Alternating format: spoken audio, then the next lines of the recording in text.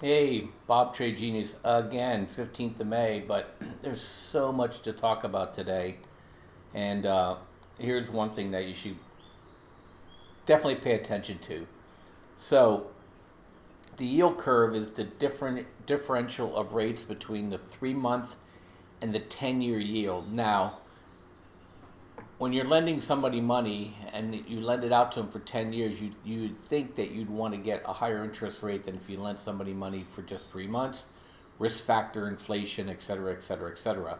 Well, this is saying to us that um, the 3 month bill is more expensive than the 10-year yield.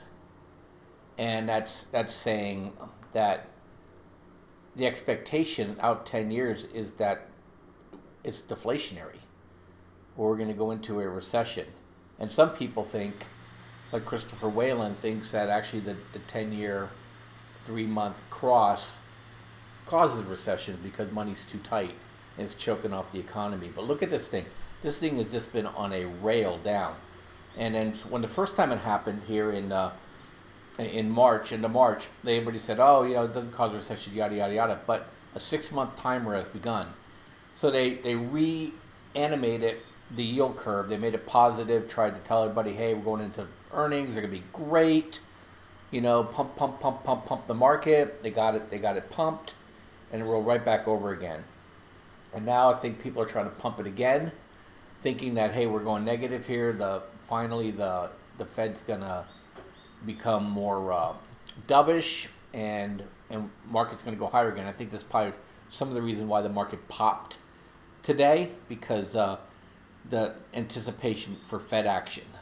But Powell's on record saying he's not going to stop quantitative tightening to the end of August. So this could be a pretty ugly summer. So I just want people bear in mind, if you're keep an eye on your refis if you can do them, because I think we're going to get some good rates here. That 10-year has to relent, and that's where it's going to happen. The 10-year is going to have to start coming down pretty hard here, and then they're going to have to drop the Fed funds rates to compensate for it, where the banks are going to go out of business. Just look at German banks and look at the Japanese banks and what a negative yield curve and negative interest rates do for their profitability. Not pretty. So much for central bank independence, right? They drove those banks underneath the basically the pressure from the politicians. So pretty interesting times. Anyway, I'll catch you guys later. I'm sure I have more to talk about. Just a lot of good stuff out there. Things are changing. They're changing fast. So we're gonna go into a really interesting time here, I think, and just be ready for it. Thanks for listening. Bye bye.